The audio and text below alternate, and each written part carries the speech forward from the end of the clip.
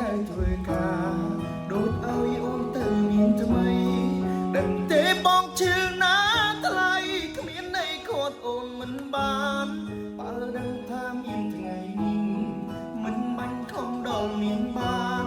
ទោះបីជាក្ររហានឬសមរាមមិនឲ្យអូនខ្វល់ឲ្យអូនចេញក្រៅធ្វើការដូចឲ្យអូនទៅមានថ្មី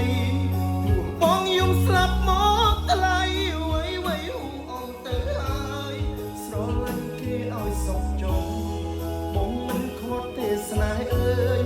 តែបើអូនចង់បោក្រោយចាំត្រាំត្រៃបងនៅតែបើអូនចង់បោក្រោយចាំត្រាំត្រៃបងនៅតូ